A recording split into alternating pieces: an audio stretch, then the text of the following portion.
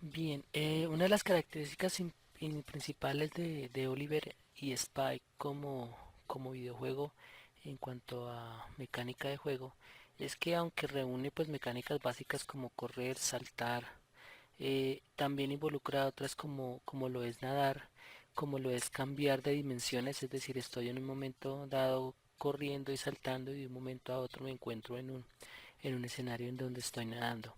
Eso desde el punto de vista perceptual, obviamente desde el punto de vista del manejo de controles ya involucra un cambio bastante drástico en la manera en la que se juega el juego. De todos modos resulta bastante interesante porque es un reto cognitivo y al mismo tiempo es un reto de mecánica tratar de procurar este manejo de controles.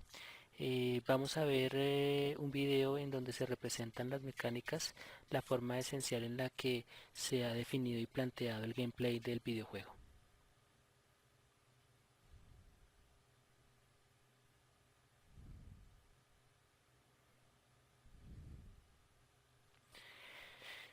Bien, Oliver, aquí se nos presenta en una perspectiva de tercera persona.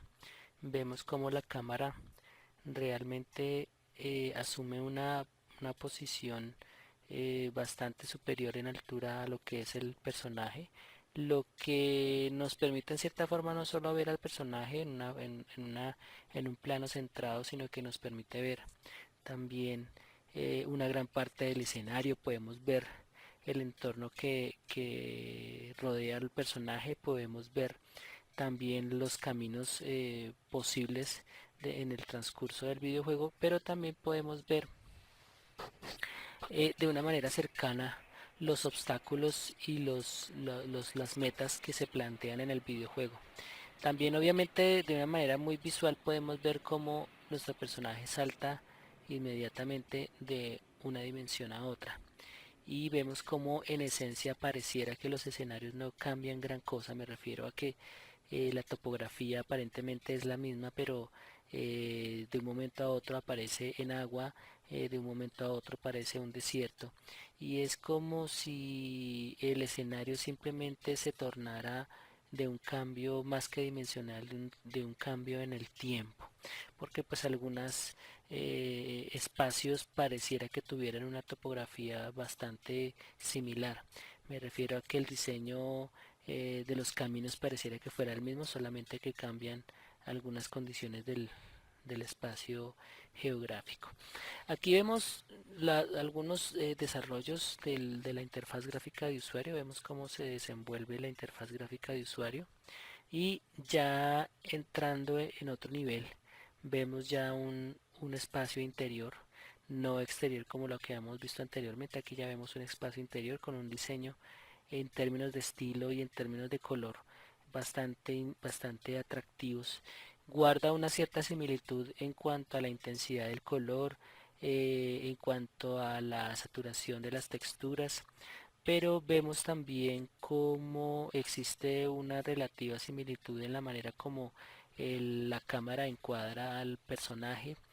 A diferencia de lo que vimos en los espacios abiertos, aquí la arquitectura es muy cercana a la cámara, lo que aparentemente evita utilizar ese efecto de fog, ese efecto de desenfoque hacia lo lejos que veía como me permitía ver como medio borroso la lejanía del escenario. Aquí ya vemos una arquitectura un poco más cerrada, un espacio mucho más cerrado. Puede decirse en este caso que es más fácil discernir la ubicación de ciertos objetos, de ciertas cosas, porque la cercanía visual y obviamente la diferencia que existe entre la ubicación de los objetos y los obstáculos que los impiden ver, pues es relativamente más sencilla de manejar que en el caso anterior. Aquí vemos cómo cambia la arquitectura cuando se cambia de dimensión. Pareciera que cuando hay agua se quiere contar una arquitectura ya en ruinas, que no es este caso, por ejemplo, que el personaje está caminando, pareciera una arquitectura en pleno auge, una vegetación fresca, unas plantas muy frescas, mientras que cuando está inmerso en el agua pareciera que cambia circunstancialmente todo el contexto. Aquí ya vemos algunas cosas un poco diferentes con respecto a la vegetación, con respecto a algunos elementos dispuestos en el escenario, pero la generalidad de la forma es la que aparentemente se mantiene. Aquí también se puede observar cómo muchos de los objetos que se deben recolectar están condicionados a la dimensión en la cual el personaje se encuentra. De una u otra manera también pareciera que estos saltos dimensionales se pueden hacer de forma voluntaria. Me refiero a que no son necesariamente ligados a una necesidad como tal, sino que puedo saltar de una dimensión a otra según así lo quiera, como a mi antojo. Aquí vemos cómo se recogen algunos ítems. Fíjense cómo estos ítems se rodean de un pequeño borde que de una u otra manera le dice al usuario que el objeto está a disposición y fíjense cómo cuando se recoge cuando se acerca al personaje también aparece un pequeño círculo con la letra X. Eso de una manera u otra pues está diciéndole al usuario de qué manera es que debe interactuar con el objeto, qué tecla debe utilizar para poder interactuar con el objeto. Y eso pues ya es una ayuda visual bastante interesante para poder manejar correctamente el videojuego. Fíjense cómo el manejo de cámara resulta bastante interesante. Yo puedo pivotar la cámara tomando como eje el personaje y esto me permite observar el escenario en sus dimensiones, observar el escenario de tal manera que pueda yo fácilmente detectar visualmente la presencia o ausencia de un determinado objeto. En este caso pues no vemos nada ligado a enemigos, por lo tanto podría decirse que también esta visualización de cámara nos permitiría ver cuál es la posición de los enemigos. Aquí vemos unos ítems que están dispuestos de forma lineal. Esto obviamente pues no ofrece ningún rango de dificultad, digámoslo así, que amplio, pero más bien lo que ofrece es la posibilidad de recuperarse fácilmente o de recuperar puntaje o de obtener puntaje de una manera sencilla. Vean, fíjense aquí la disposición del terreno, cómo varía en cierta forma. Aquí ya vemos una serie de enemigos con los cuales yo puedo interactuar. Fíjense cómo a los enemigos les aparece una línea de vida que visualmente le permite al usuario tener claro cuál es el desempeño que va teniendo el enemigo en ese momento, qué tanto daño le estoy haciendo y qué tanto daño me hace falta generar para que el, el el mostrico desaparezca. Vemos la mecánica basada en puzzles, en rompecabezas. Debo resolver un interrogante de tipo lógico, encontrar un obstáculo y tengo claro que una vez ha sucedido eso pues puedo resolver fácilmente dicho obstáculo. Aquí vemos una disposición bastante interesante del escenario porque realmente asemeja mucho a los videojuegos basados en plataformas como Mario Bros. Pero aquí la cámara, como está dispuesta en tres dimensiones, pues nos permite ver en una perspectiva completamente diferente a estos juegos 2D de plataformas estilo Mario Bros.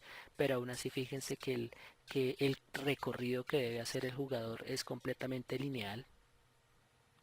Obviamente la presencia de una arquitectura completamente tridimensional le da un poco más de dinamismo visual al juego, pero pues en esencia es una mecánica muy similar a los juegos 2D de tipo scroll horizontal como lo son Mario Bros. Bien, aquí vemos lo que podría decirse que es una batalla final con un enemigo mucho más poderoso. ¿De qué manera yo dispongo de objetos colectados anteriormente para poder atacar o para poder defenderme de este personaje? Aquí curiosamente vemos cómo se manifiesta nuestro compañerito perrito. De una manera u otra lo usamos para distraer el monstruo grande. Y aquí vemos cómo esta modalidad de juego, este modo de juego en el que yo tengo que controlar muy hábilmente los dispositivos de control para poder pasar los obstáculos, muy similar al parkour.